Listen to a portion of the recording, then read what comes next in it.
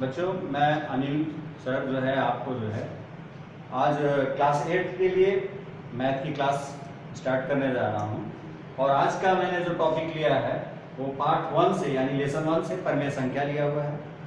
और परिमेय संख्या यानी जिसको इंग्लिश में रेशनल नंबर बोलते हैं, इसका डिफिनेशन के आधार पर हम ये कह सकते हैं कि वे संख्या है जिसे P अपॉन Q के रूप में प्रदर्शित किया जा सकता है।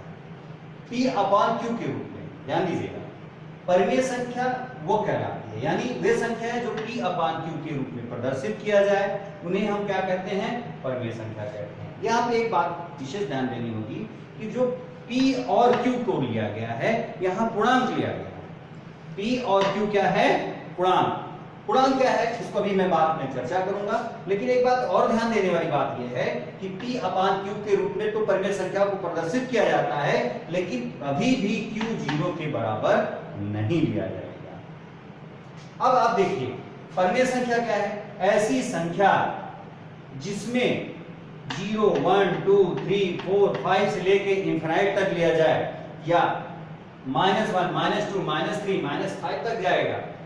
अब आपके जहन में दिमाग में ये बात जरूर आ रही होगी कि आखिर परिमेय संख्या और भिन्न में अंतर क्या होगा। हम भिन्न भी पढ़ चुके हैं, कक्षा 5 तक आपने भिन्न को पढ़ा है, कक्षा 7 में भी पढ़ा है।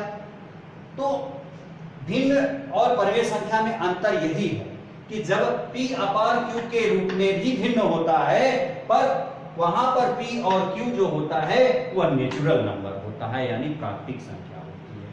1, 2, 3, 4, 5 होता है, वहां पर अनंत तक ये सारी चीजें ली जाती हैं। जबकि परिमेय संख्याओं में P अपॉन Q के रूप में यह तो हो सकता है, ये भी हो सकता है, -1 भी आ सकता है, -2 भी आ सकता है, -3 भी आ सकता है, -4 भी आ सकता है, इस प्रकार से आ सकता है। इसीलिए ये कहा जाता है कि प्रत्येक भिन्न जो है वो परिमेय संख्या तो हो सकती है, परंतु प्रत्येक परिमेय संख्या भिन्न नहीं हो सकती।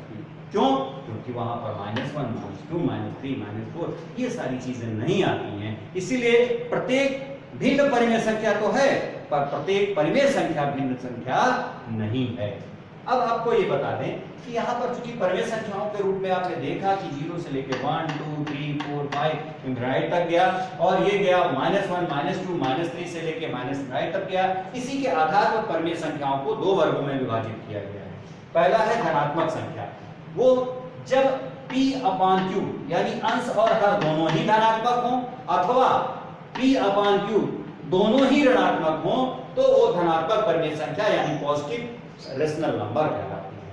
जबकि इसी के उल्टे में जब जाएंगे तो P अपॉन Q यानी P और Q में कोई एक माइनस होगा, ये चाहे -P अपॉन Q हो अथवा Q upon P upon -Q हो, वो ऋणात्मक संख्या कहलाती है। इसके बाद जो अगली टॉपिक के बाद मैं बात कर रहा हूं वो है समतुल्य। समतुल्यता को हम क्या करेंगे, जैसे मान लीजिए 3 अपॉन 4 लिया, 2 से इसको मल्टीप्लाई कर दिया आंसर को, 3 को इससे मल्टीप्लाई कर दिया, आप इसका रिजल्ट क्या पाते हैं, 6 अपॉन 8 पाते हैं। इसका रिजल्ट क्या पाते हैं, 9 अपॉन 12 पाते हैं। आप इस आधार पर कह सकते हैं जब n into n का मल्टीप्लाई होता है तो वो क्या होता है, उसका समतुल्य संख्या कहलाती है। अगर फिर से इसको डिवाइड कर दिया जाए तो उनके वैल्यू जो हो जाएंगे 3 अपॉन 4 हो जाएंगे। मानक रूप में क्या होता है, ठीक इसी का उल्टा होता है। आप दी गई इन संख्याओं को सिर्फ n से भाग देने पर वो फिर से ऐसे रूप में आ जाए कि ये फिर से आपको उसी सिंपल रूप में आ जाए। अब आता है परिमेय संख्याओं का तुलना करने के लिए आप इन्हीं भी दो परिमेय संख्याओं को लेंगे, क्रॉस मल्टीप्लिकेशन करेंगे।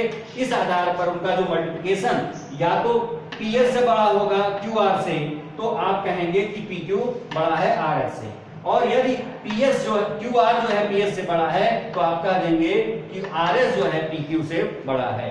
इस प्रकार से मैंने ये क्लास को आपको संपन्न किया है। इसी के आधार पर एक्सरसाइज 1.1 आप लोग सॉल्व कर लीजिएगा, और जो प्रॉब्लम आएगी फिर जो है आप मोबाइल के माध्यम से पूछ सकते हैं। धन्यवाद।